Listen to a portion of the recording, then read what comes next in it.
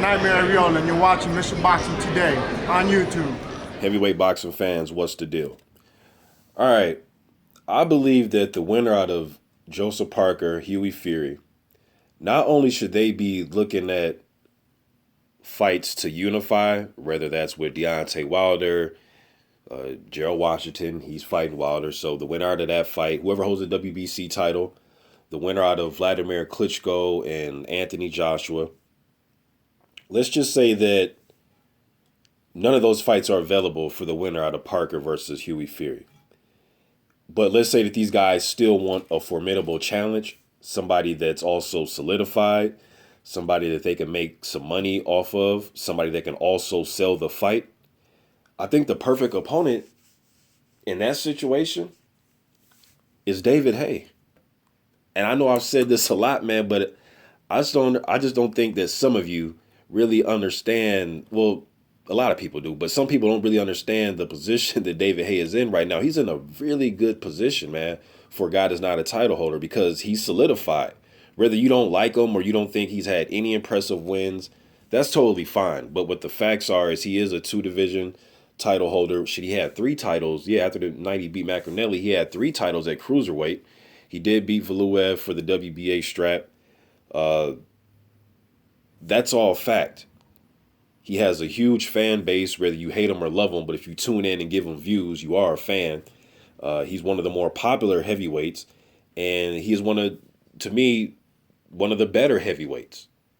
Although you may say, well, he's a natural cruiserweight, but I think skill set, experience, and just the eye test and the things I think he brings to the table as far as the hand speed, he can crack a little bit. You know what I mean? Pretty nimble on his feet for the heavyweight division. There's a lot of things I like about David Haye. You know, so to me, skill-wise, he's right there.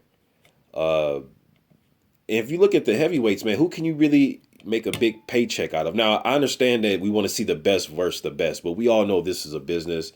And these are the things that these guys' teams are looking at, man. So we just can't avoid it. But I do understand that we just want to see the best fights. Damn the business. But we got to look at it, y'all. I mean, it is there. It's not going to go away. Even I've just come to realize that as much as I just want to see the best fights too. But to me, this is best of both worlds. Not only is it just to get some money, but I think Haye is solid. Not that I think. I strongly believe he's solidified.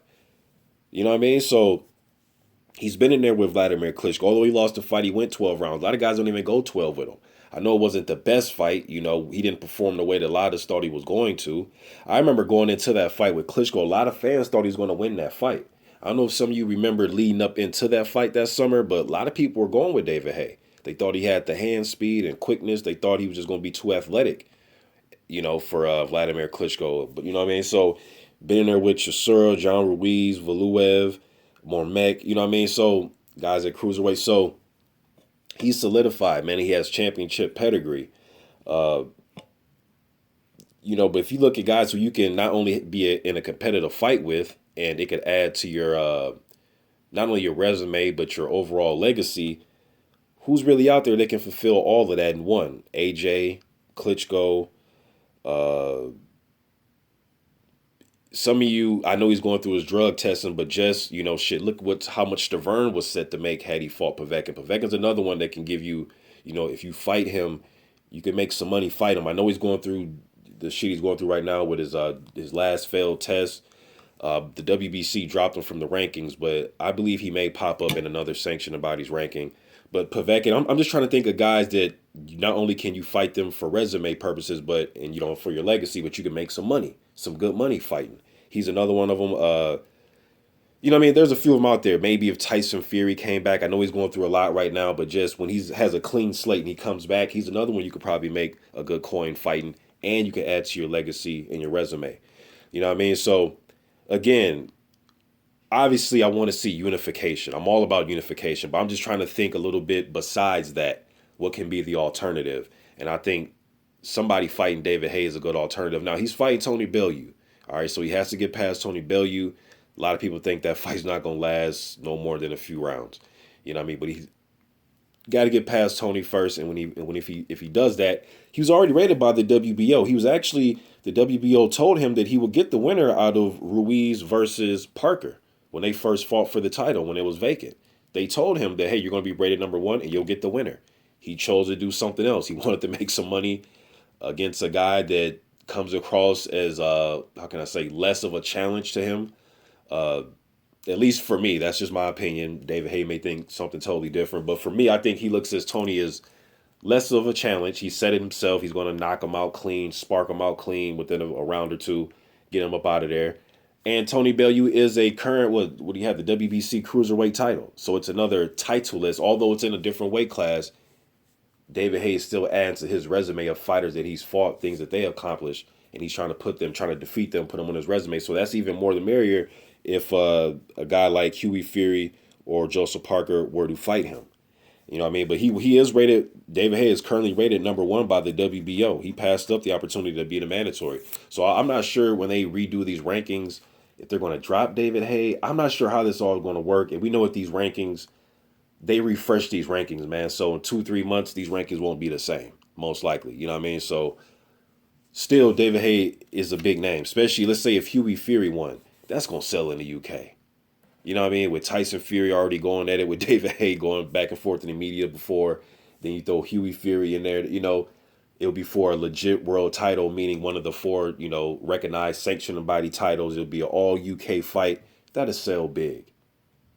That will sell big. You know what I mean? I believe that Hughie Fury, if he is to win, he won't be necessarily obligated to take his I guess it all depends where it's just so far down the road, though, because I was going to say that, he doesn't necessarily have to fight as mandatory first, but I don't know who the hell the mandatory is going to be. I guess we'll have to wait, but what I'm saying is David Haye is a guy that these guys need to keep an eye on, because I think he'll still be in the rankings. I think the fighter makes sense. It'll be very competitive, and he is somebody that you will want on your resume. He's 28 wins. He only has 2 losses. Carl Thompson earlier in his career, the Thompson loss, and then he lost to Vladimir Klitschko. And if he's 28-2 with 26 knockouts. If he beats, Tony Bellew, he'll be 29-2. If he gets the knockout, he'll have 27 knockouts. So the record's legit. The guys he's fought in the past are legit. Legit wins, titles in 2 different weight classes, a unified champion at cruiserweight.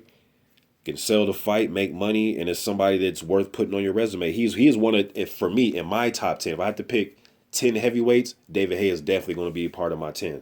I know a lot of people say, hey, he hasn't been in a real fight since Chisora. I've said that too, but I'm basing that off of just performance in the ring with the competitor. He hasn't been in there with somebody that's really fighting him back.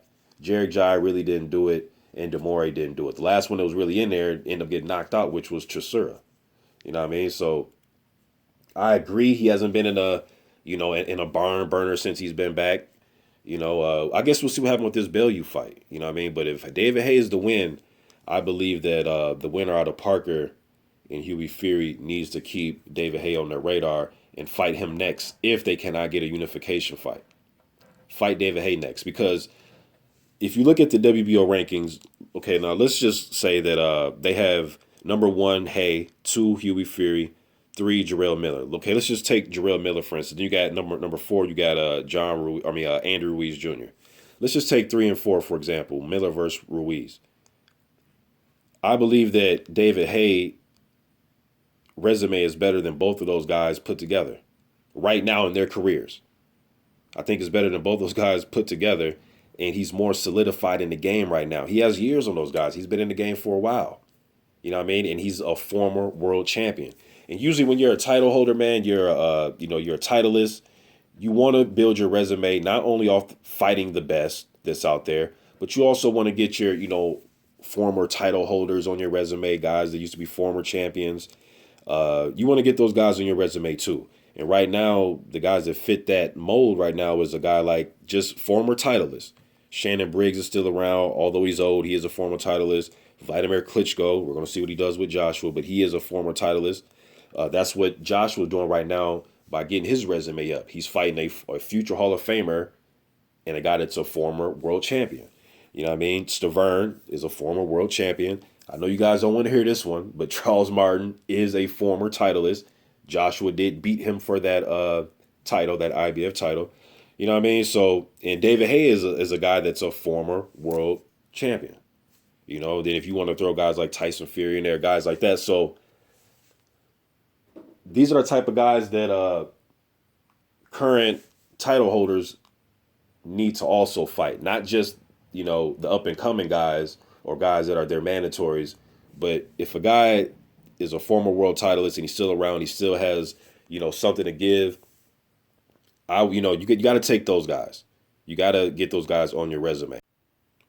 And I also think this would make sense for David Haye as well, because we know his dream is to fight Anthony Joshua. You know what I mean? He wants to fight a undefeated version of Anthony Joshua, most likely, that has maybe be a unified title holder at the time that he gets in the ring with him.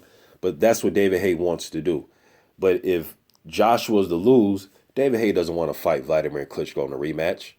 Do you guys really think, and who really would lobby for that as fans? We wouldn't want to see that.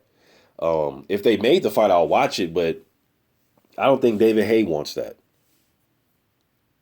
So if AJ, his golden ticket, were to lose, he will have to reconsider, damn, who can I make the most money with?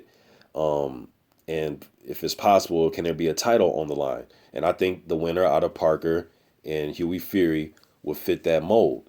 I guess this will all depend on what's going to happen on, fight night with Vladimir and Joshua, if you're looking at it from David Haye's point of view. But yeah, if Joshua doesn't win, then he would really have to consider taking a fight with the winner out of Parker and Hughie Fury. You know what I mean? With Hughie Fury, the same thing he thinks about Joshua being a little bit inexperienced and young, he could say the same thing about Hughie Fury. Although Hughie has a few more fights than AJ, he's a lot younger than AJ. So David Haye can look at that as, he's too young. He's really young. Like Hughie Fury's like 22, 23. He's really young. So I'm talking about experience in a pro, fighting at pro level. I'm not talking about, I know he's experienced to the point where he's been fighting for years now. He grew up in the gym, grew up around a fighting family. But I'm talking about at the pro level, having pro fights under his belt. He's still learning. He's still growing, even physically. You know what I mean? So could possibly do that. And then with Joseph Parker, Haye can look at it like, well, shit, I don't have to worry about a supersized heavyweight, a guy that's 6'7", 6'6", I'm getting in the ring with, that's skilled. I just worry about somebody that's closer to my size. You know what I mean? And him and Parker are closer in size than a lot of these other heavyweights. You know what I mean? Like a Deontay Wilder or, Tyson Fury, Vladimir Klitschko, something like that. Their height, reach, and I think Parker could outweigh Haye by a few pounds. But really, when I look at them, they look around about the same size. Although Parker probably weighs a little bit more, but pretty much around the same size. So it's a winnable fight. You know what I mean? Very winnable fight. I think both of those fights are winnable fights for David Haye, in my opinion. But just my opinion on this topic, man. I was just thinking about this. You guys let me know what you think. I'm out.